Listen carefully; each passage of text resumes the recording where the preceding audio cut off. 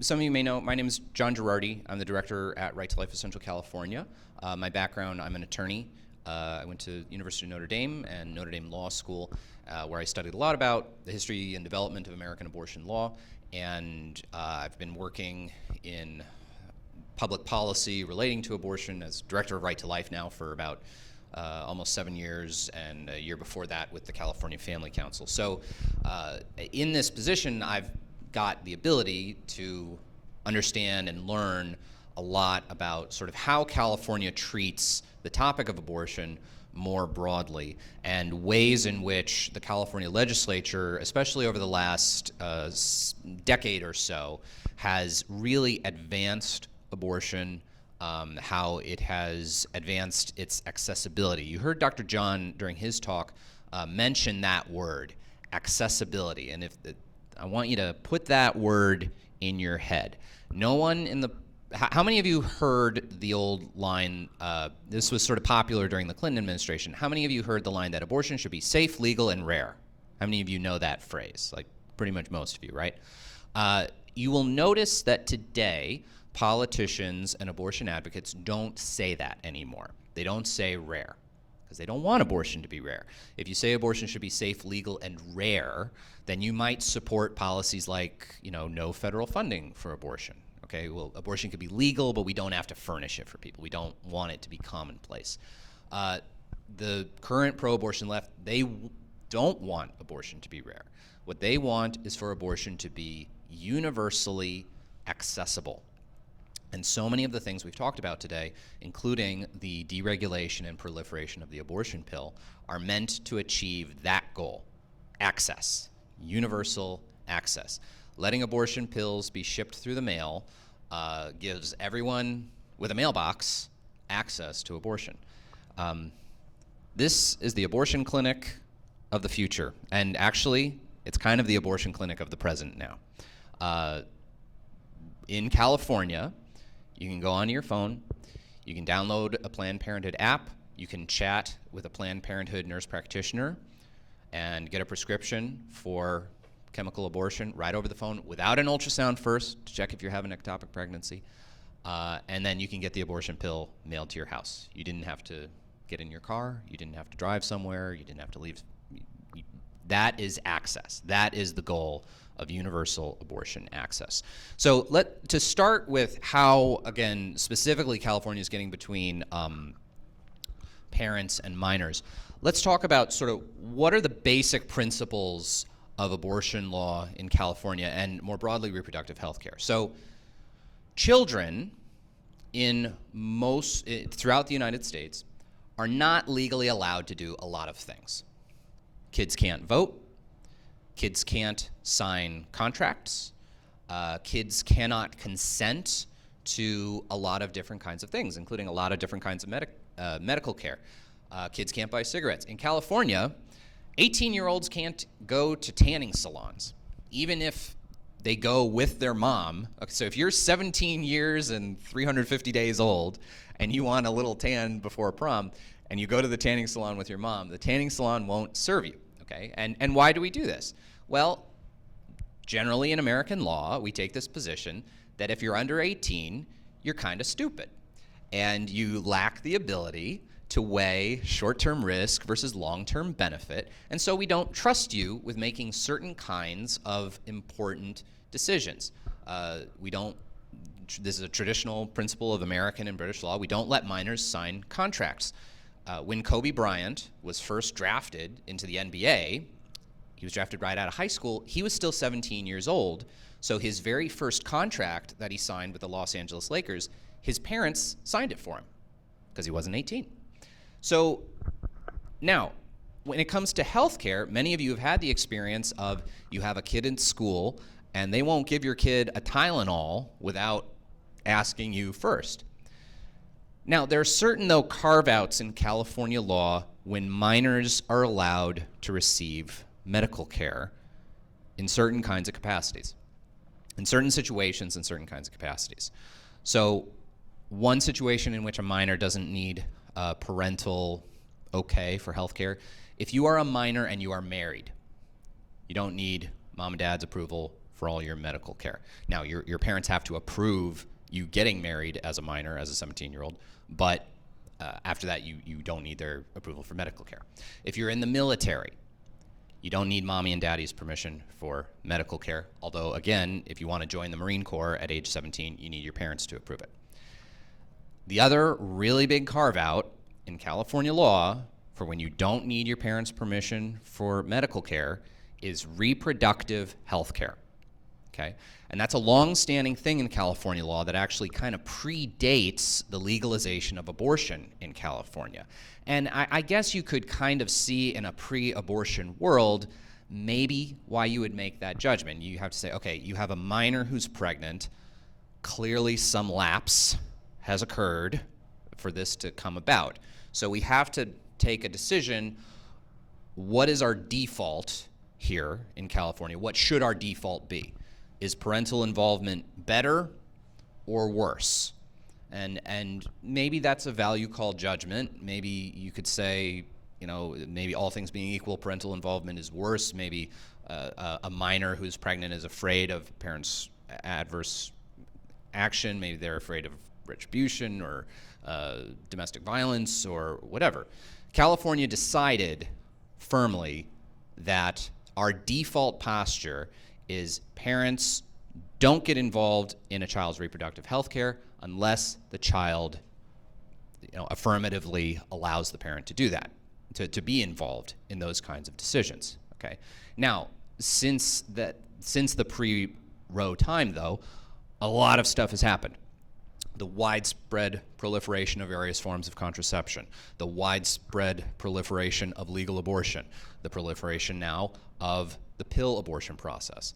And our perspective, certainly at Right to Life, is all things being equal, parental involvement is better, okay? And you have to make what is your default position. Now, maybe you can structure something where the child can appeal to a doctor or a judge or something to not have the parents involved. It depends on what's going to be your default. I think all things being equal, the involvement of parents in a pregnant child situation is probably a better thing. And why do we say this? Well, now that we're talking about abortion, now that we're talking about contraception, things that can have lifelong impacts, minors aren't equipped to make these lifelong impact type decisions. That's the whole reason why we prevent minors from making healthcare choices in a lot of other contexts, and why we prevent them from voting, from going to a tanning salon, okay? We just don't trust minors with making those kinds of decisions, and that's not an unreasonable posture. However, this is the current law in California, is that with reproductive health care, the default is parents aren't involved unless the child okays it. Just as a practical example of this, my father's a longtime surgeon at Valley Children's Hospital. He had a patient, a girl, who was going to have a scoliosis surgery. And that's a big surgery, and you gotta schedule it out a long ways out. It was a 15-year-old girl, and like the day before the surgery, they do her blood work, and turns out she's pregnant. And my dad had to go to the parents and say, I cannot do this surgery, and I cannot tell you why I cannot do this surgery. Ask your daughter, okay? So that's the practical reality of the law on the ground in California, is that minors make their own decisions. Parents are only involved if the minor allows it. And for a healthcare provider to let a parent know about it without the minor's approval, HIPAA violations, patient privacy violations, all that stuff. Okay, so that's the basic, that's kind of the basic on the ground law that you kind of have to understand first in California to understand the full extent of how abortion is getting in between parents and kids. That's sort of the baseline. And efforts to change that with abortion have failed fairly consistently. California tried to pass ballot initiatives to require at least parental notification before a child could have an abortion. And those ballot initiatives, most of them were from about 20 years ago.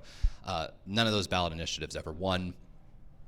So it is also, though, I think it's not, I don't think that the abortion industry is concerned about parental notification or parental consent for abortion, they're not so much concerned about that because of children being abused or anything. What is parental notification or parental consent a barrier to? Access. It's a barrier to access. And the abortion industry wants to make money off of kids having abortion. And I'll talk about that a little bit more as we go along. There's also the reality, the grim reality, that schools can cooperate with kids in getting them reproductive health care without their parents knowing. There was a story in Fresno. It was pre-COVID. I'm not sure if the program's been resuscitated, but the Fresno Economic Opportunities Commission had a program within Fresno Unified to bring kids off campus to a Fresno EOC reproductive health care clinic where they could get various forms of birth control and I believe also referrals for abortion without the parents knowing. And during testimony of the Fresno Unified School Board, it was sort of indicated that if a parent called the school and asked, is my child present today, while the child is not in school being shuttled around by drivers from Fresno Economic Opportunities Commission, the parent would be told that the child is present in school today. So now that was pre-COVID. I don't know if that program's been resuscitated post-COVID, but Fresno Unified is not the only school district that has programs like that. Plenty of other school districts are having relationships with Planned Parenthood. Los Angeles Unified was putting together a program to have Planned Parenthood almost set up shop in LA Unified schools.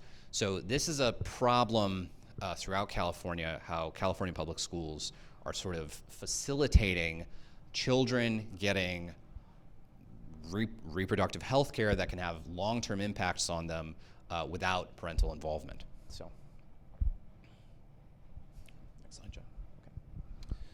Okay, so, and again, I'm not going to talk for 2 hours or anything. We're going to wrap up here, and I want to leave time for questions. So, the two big things in California where we're seeing, just on the abortion question. Now, if you want to talk even further about ways in which California wants to get in between children and parents, there's obviously the larger transgender issue. There's all kinds of legislation right now about parental custody when a minor is presenting as transgender. That's a little farther afield of right to life's sphere of issues, and we can talk about that off the record if you want. I'm just focusing on the abortion issue for now. So this year, there is new legislation. Now, there is already on the books requirements in California that sex ed classes teach about abortion as a legitimate form of birth control. So students are already being taught in sex ed classes within public school districts, within the sex ed programs, about abortion. Now, again, whether every single teacher is doing so, unclear. I'm sure Ermelinda could share more on that. But these requirements are present in various sex ed classes. There's a bill in the legislature this year, AB 598, that not only furthers this requirement for abortion to be taught, but also is requiring to teach students about local resources where they can go to get abortion and educating students about their rights to get abortion. So have kids be taught explicitly, you can get an abortion, your parents don't have to know about it. Here's the address, here's the phone number for the Fresno, Fulton Street Planned Parenthood Clinic, and here's the phone number for the Family Planning Associates Clinic. Now, the next thing, and I'll wrap up here on this topic, and then you guys can feel free to ask questions. The real big thing that I think California is doing to get between parents and children and to facilitate more kids having abortion is through health insurance. And this is a powerful way in which the California legislature has advanced abortion, is through its manipulation of the health insurance market, both manipulating Medi-Cal and what Medi-Cal covers, but also putting mandates on private insurance plans. So first we get to, in 2014, a regulatory decision by the California Department of Managed Healthcare, which requires every insurance plan in the state to cover abortion. Every insurance plan sold in the state of California has to cover abortion, other than self-insured plans. So if you're a big corporation, you can self-insure.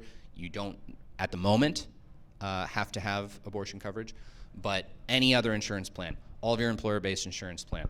If you work for a governmental entity, so Irma Linda, like pertinent to your question about what the health insurance plan was covering as far as abortion and abortion pill, I would be astonished if any plan did not cover the abortion pill. I'm almost certain it does. So that is a mandate that is imposed on every private and public insurance plan in the state. In the last few years, the legislature has passed legislation to make abortion even more accessible, again, through manipulating the insurance market.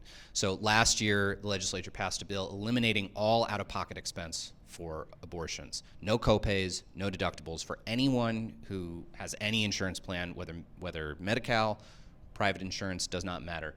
No copays or deductibles for abortion. There's also been requirements placed on the insurance companies and insurance providers. So in a family's health insurance plan, so I work for Right to Life, I have a health insurance plan. If a dependent on a health insurance plan accesses certain kinds of, quote, sensitive services, the health insurance company cannot do anything to indicate to the holder of the policy that someone on that plan accessed a sensitive service, including abortion.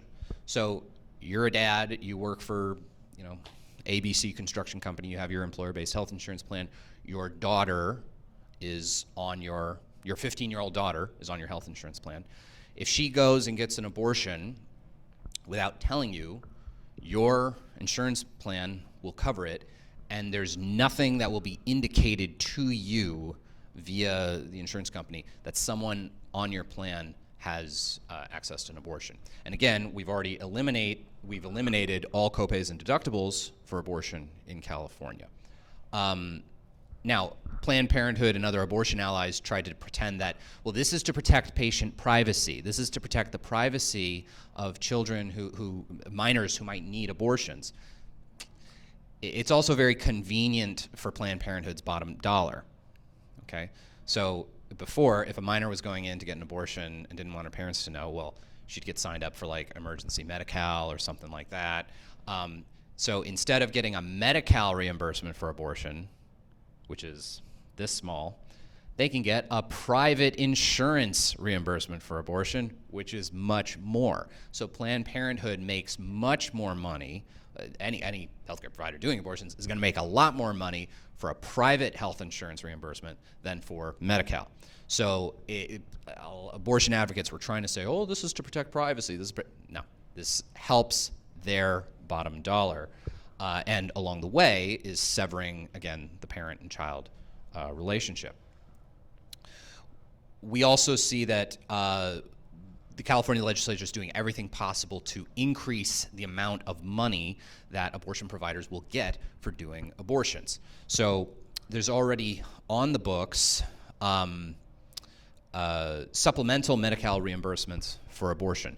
So there's sort of certain standard rates that Medi-Cal pays for every service on the books, and you can go to Medi-Cal's website. I've done this. You download an Excel spreadsheet that's about 8 miles long, and it's got a code for basically every kind of health service imaginable with a updated to 2023 dollar range for what is the Medi-Cal reimbursement rate for that service, down to the dollars and cents. So I picked this as an example. A first trimester D&C abortion, a first trimester surgical abortion, provides a reimbursement of around $250. It's a more precise number than that, like $254.31. However, there's laws on the books where the state is providing supplemental reimbursement funding for abortions so that instead of getting a $250 reimbursement, you're getting like a $400 reimbursement. Instead of getting like a $500 or something reimbursement for a second trimester abortion, you're getting a $700 reimbursement. So again, it's financially incentivizing the abortion industry through the insurance market. What we're also seeing is during Melanie's talk, one of the things she talked about with the abortion pill is that the current FDA guidelines on the abortion pill, it's approved for use through 10 weeks of pregnancy. Well, more and more abortion providers are trying to use the abortion pill off-label to provide pill abortions beyond 10 weeks of pregnancy, 11 weeks of pregnancy, 12 weeks of pregnancy, et cetera. Well, the problem is with Medi-Cal, your ability to get reimbursed for off-label uses of certain kinds of drugs is restricted. So the legislature has a bill right now to allow Medi-Cal to reimburse beyond 10 weeks for the abortion pill. So these are some of the various ways in which California is right now, and just in the last few years, doing their absolute utmost to really counter the overturning of Roe. Because what happened, the basic essentials of what overturning Roe v. Wade did, if I can summarize it in a word, is that it takes abortion from being a nationally decided issue under Roe and under Planned Parenthood versus Casey, its successor case. Every state had to have legal abortion through fetal viability. And then after fetal viability, states could limit abortion, but they had to have an exception for any pregnancy that threatened maternal health. And the definition of maternal health from the Supreme Court was so broad that any pregnancy implicates maternal health. So effectively, what Roe and Casey did was it mandated every state has to have legal abortion for all 9 months of pregnancy and for any reason. That's what Roe and Casey mandated. With Roe being overturned, what the Supreme Court said is, the Constitution just does not mandate that abortion be legal. The Constitution does not require it. Do with that what you will, all 50 states. Okay? So now we have a situation of, Texas is passing laws outlawing all abortion and not covering anything with abortion through their state, Medicaid program, and these penalties for abortion, blah blah blah blah blah. Whereas California, both in the run-up to the overturning of Roe and subsequently, has decided, in the words of Governor Newsom, we are going to be an abortion sanctuary state. Those were his words. And so how do you do that? Well, you encourage people to come to California, get on a direct flight to LAX, to whatever the call sign is for San Francisco, to come to San Francisco, come to LAX, come to San Jose, come to Sacramento, come to Fresno, and get an abortion here and have it be state funded, have it just make it as easily accessible to people in other states as possible. And for people already in California, do everything possible to furnish abortion. State funding to establish new clinics, state funding to heighten the capacity of existing clinics. We just saw last year the city of Fresno the Fresno City Council voted to be a pass-through entity for a $1 million state grant to the Planned Parenthood clinic on Fulton Street. And I'll just kind of close by saying, since we started our Obria clinic in January of 2022, I was the CEO of our Obria clinic, and I've stepped back, and one of our excellent nurses is now the new executive director. I'm just doing fundraising. But in my time as CEO, I got to look at our bottom dollar and our finances and things like that, and I got to learn a little bit about health insurance reimbursement. Abortion is so obviously the cornerstone of Planned Parenthood's business model. It is the one service they do that makes them money. It makes them money quickly. You don't have to wait for reimbursement until after the baby's born, because you're not having the baby born. It's quick, it's big time reimbursement, and that is how they function. So, and the state of California has facilitated this by further and further trying to sever the connection between parents and children, and it's not because they care about children. Often it's because they want money. They want money for the abortion movement. I often say this: if you scratch through a lot of the sort of altruistic veneer of the pro-abortion movement, all the claims about, we're about women's autonomy, you scratch through it and you see a corporation like Planned Parenthood making a lot of money. So with that, that's my conclusion. Does anyone have any questions? Yeah.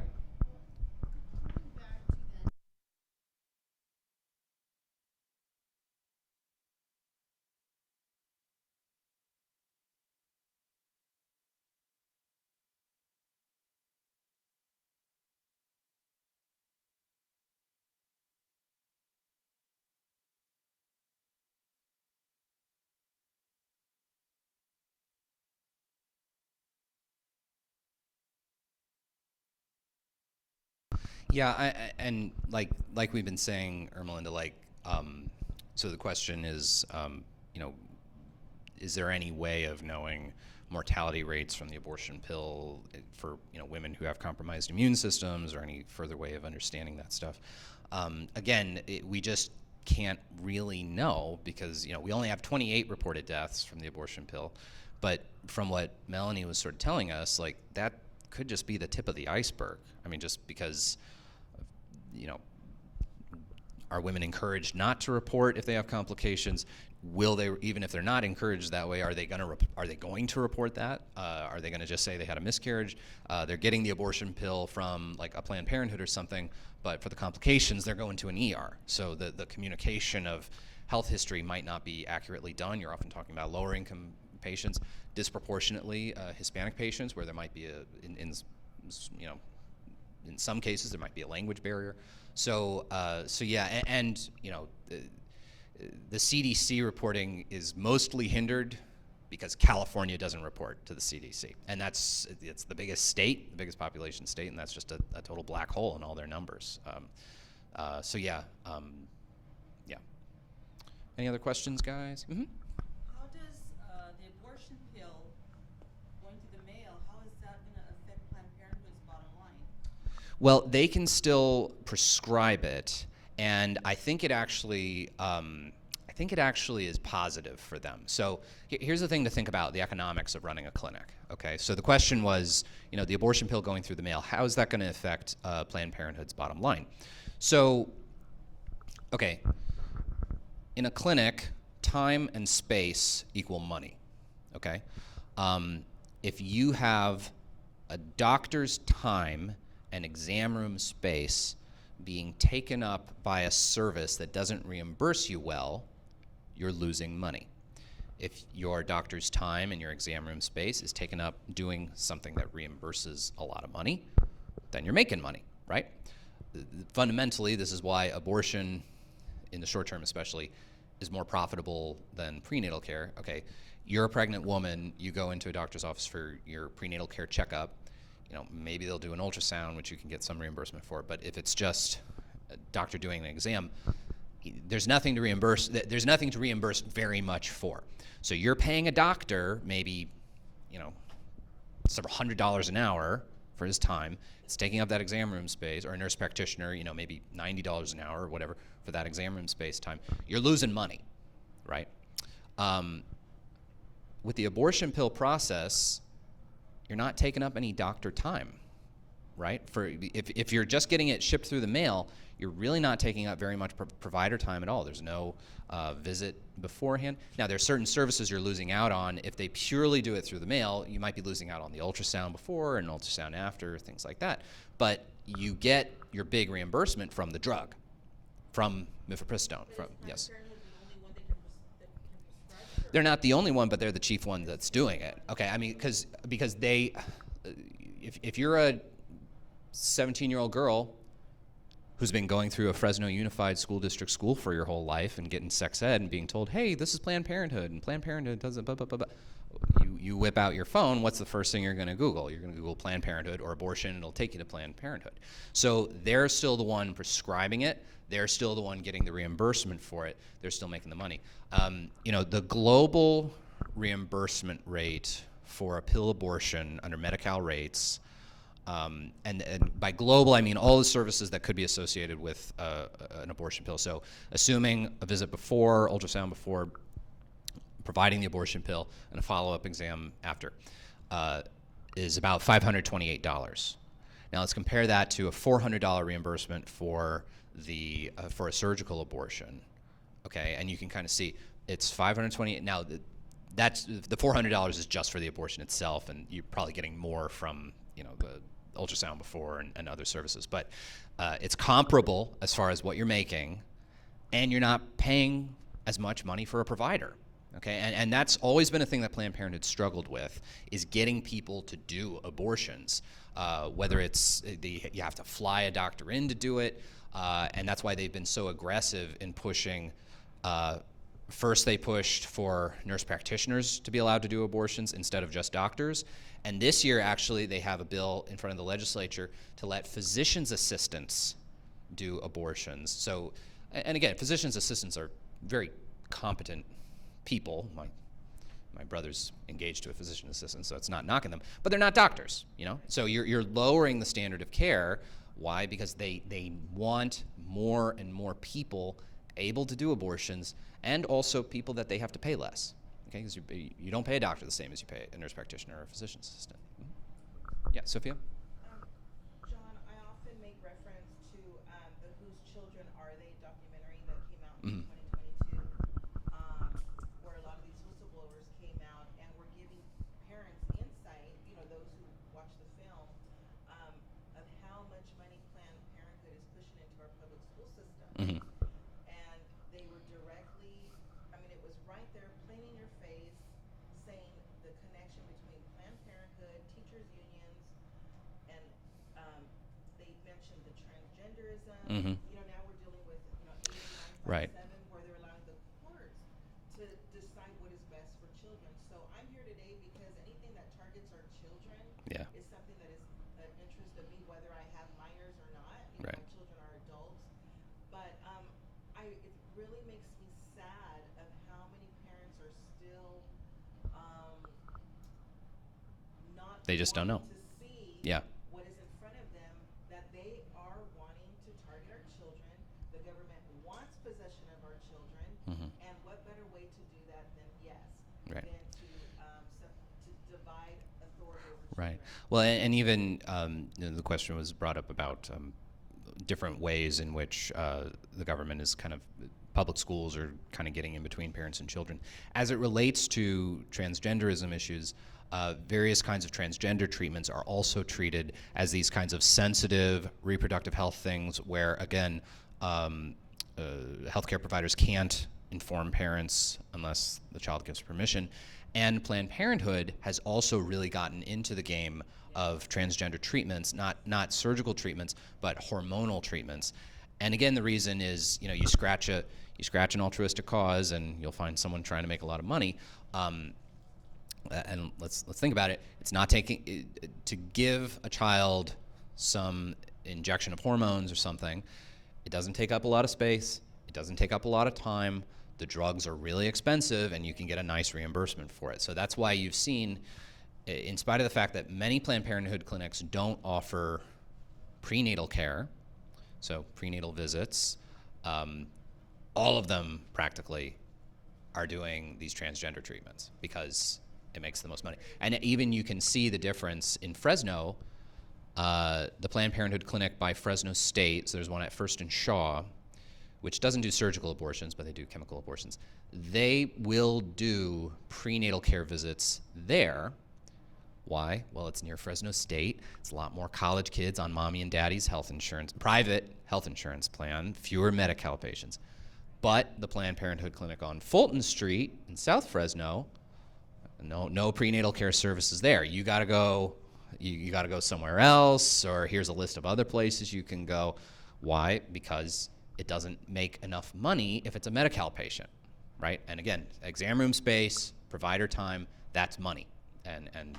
So that's I think that's why they sort of structure their services that way. All right, any other questions, guys? All right, well, thank you guys for coming. Oh, yeah, Greg. Yeah. Mine's kind of a general question. Sure. So I apologize for that. But you know, I'm a little naive, I'm not very smart. I certainly didn't graduate from Notre Dame Law. Whatever. But I kind of want to put this whole fight into a context that I understand.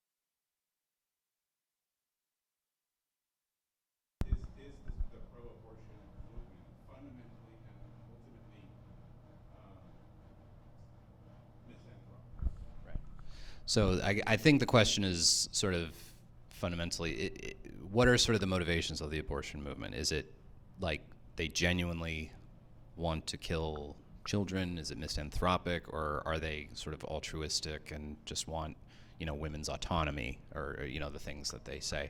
And I guess it's hard to answer. I mean, I think, from what Dr. John, from his testimony and that of other physicians, I think it's really hard to be a doctor who actually does abortions and not understand what you're doing. And you can't, there's only so many euphemisms you can put on it, when you're performing a second trimester abortion and the gruesome reality of what that is. I just don't know how you can't cover that with a euphemism like, my body, my choice.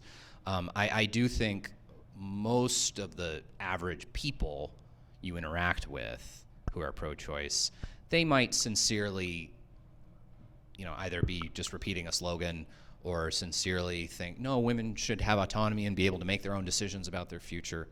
But yeah, I mean, the powers that be know, obviously, what they are doing.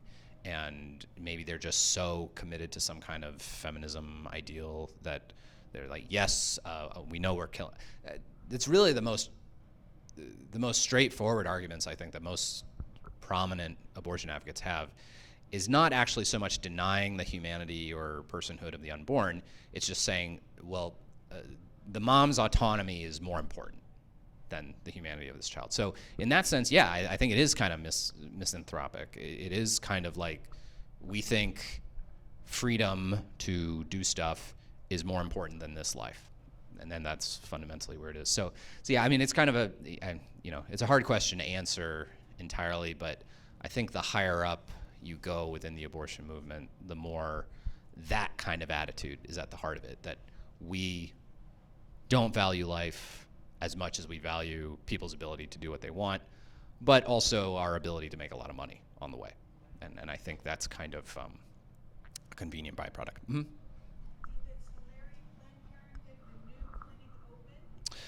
Mm-hmm. Not yet. So her question was with regards to their plans for a new Planned Parenthood clinic in Tulare, California. Right now, I think it's just a blank plot of land. So it's in kind of the city zoning commission phase. But there was a real estate investment group that sold a plot of land to Planned Parenthood Marmonte. And they have presented plans to the city to build a 6,000 square foot clinic in Tulare, which is massive. Like our Obria clinic is not quite 1,700 square feet, so more than 3 times bigger than ours. They had the temerity to tell, it was like the city of Tulare, like zoning commission, what services are you planning to provide? And they wrote in it, unsure which services we're gonna put, which is like, come on, there's only one, I mean, one service you're gonna provide, like darn well. And Planned Parenthood has been trying to open a clinic in the South Valley for years. There's no abortion clinic between Fresno and Bakersfield, so this has been in the works for a long time. We're working with our friends at Tulare King's Right to Life on, we have it's kind of an open letter that's going to be published in some of the South Valley papers. There's like the Hanford Gazette and the Delta, the Visalia Delta, I forget what the Visalia specific newspaper. Yeah, I can't remember that. So a couple of these South Valley newspapers where we're publishing sort of these open letters, and we're trying to raise awareness about it.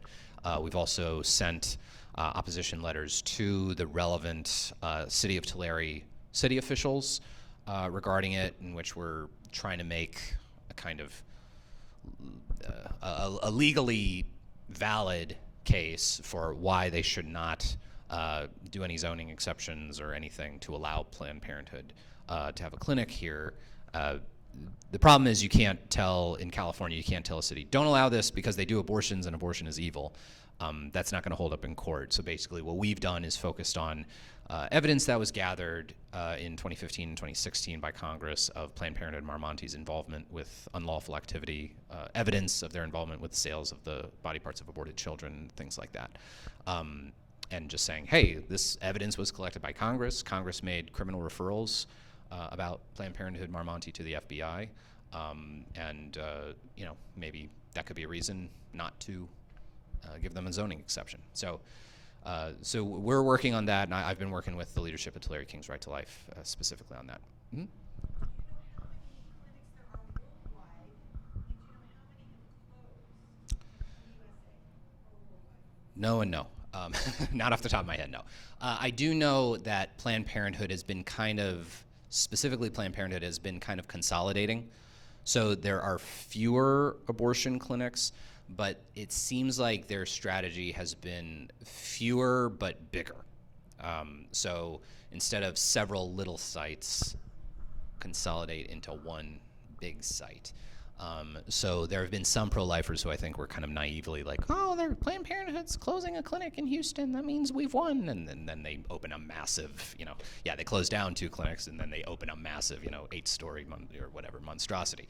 But as Melanie was sort of indicating, though, the proliferation of the abortion pill is not eliminating, but it's lessening the strict need for brick and mortar clinics. I do know, though, that since Dobbs and with many states outlawing abortion, there have been a lot of clinics that have had to close because, again, abortion is the financial cornerstone for so many of these clinics, and they can't survive if, financially. It's ironic that they're not the ones surviving anymore. So financially, they can't survive without abortion. So that's been, yep.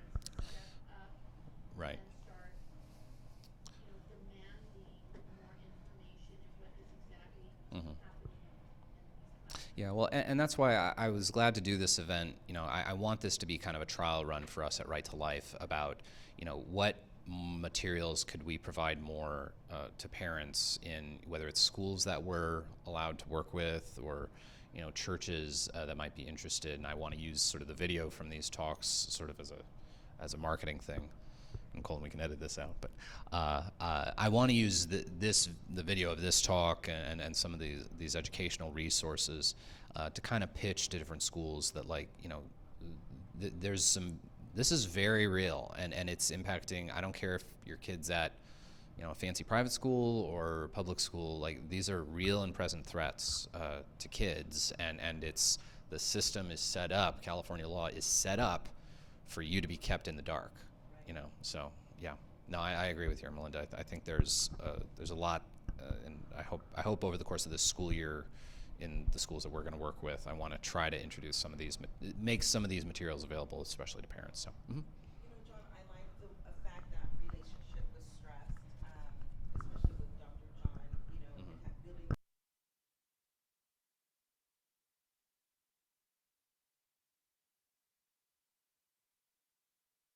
such a fact as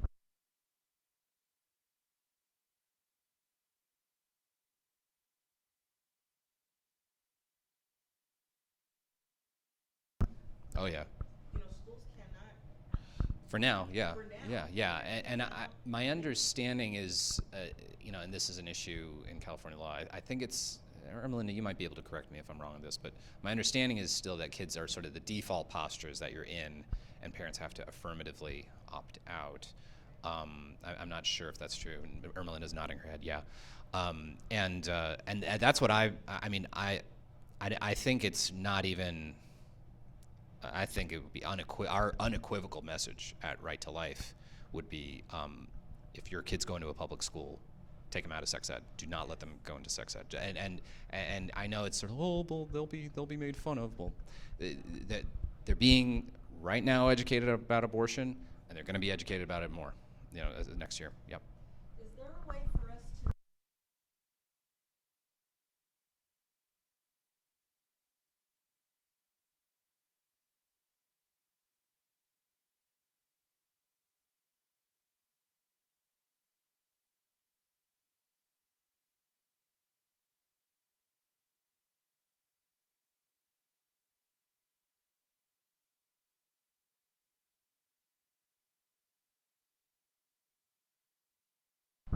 Well, I don't know if it is. district? Yeah. But we just don't know it. Yeah. And So- relating it to abortion and Planned Parenthood. Yeah. So I think with regards to like programs like this one, the EEOC that was transporting kids off campus, that stuff might vary a bit from district to district.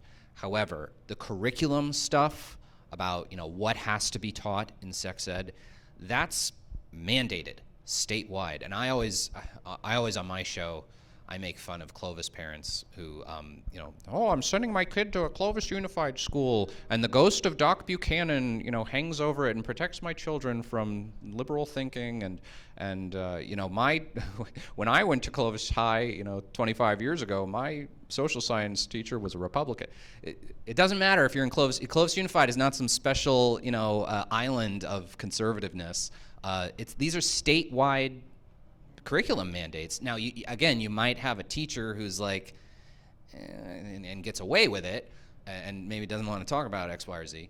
But that's the mandate. That's the mandate. And with this new, what is it, AB 598? I mean, it's going to be probably some of that stuff was being taught in different sex ed classes already, but AB 598 is going to make it mandatory. Not just that abortion is there, but this is where you can go locally to get it.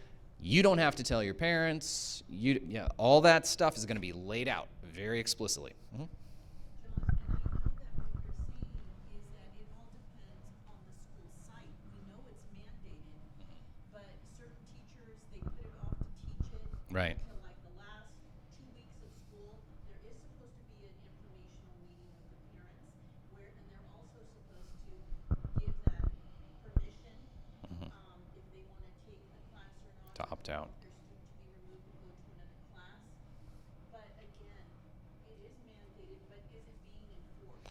Sure. Well, and also like, what exactly are the parents told is going to be provided? I mean, you could say, we're providing your child with comprehensive reproductive health care information. And that euphemism can cover, this is where you can go to get an abortion, and you don't have to tell your parents. Blah, blah, blah, blah, blah, blah. So yeah, how well informed are parents actually? Which is why I think every Right to Life platform I have on my own radio show, that's been my consistent message is and it sounds cuckoo, but I think every parent who cares about this stuff needs to pull their kids out of sex ed within public schools. I think that the time for caring about, oh, my kid's going to be made fun of if he's not in sex, don't care. Love your kid enough. Love your kid enough for him to be made fun of a little bit. It's fine. Yeah. Sorry, one more question. I've seen on the website, Right to Life's website, that there's, I don't know if you call it a curriculum, but a program that you have, an educational program. Yeah, so we've developed a number of educational presentations. Molly has some of the information available here. So we're doing educational presentations, offering it to Catholic schools and other Christian schools and any schools that'll have us, frankly, for all grade levels, elementary through high school. We have programs that are really well designed for religious education programs, youth groups, confirmation classes, and things like that. So if your church is interested in that, or you want to put your director of religious education in touch with us, like, please do. And we try to do. Isn't it also lesson plans? And there, yeah, and we have like, yeah, so we have like lesson outlines and stuff like that. Yeah, yeah. So and if your church or school wants, we also have the option of, we can provide the presentations, or we can help train your teachers so that they can, yeah, so that we can do that. So yeah. So yeah. But yeah, no, we have that stuff available, and we want to help out. So, okay, all right. Well, hey, thank you guys for coming. I really appreciate it. I know it's not a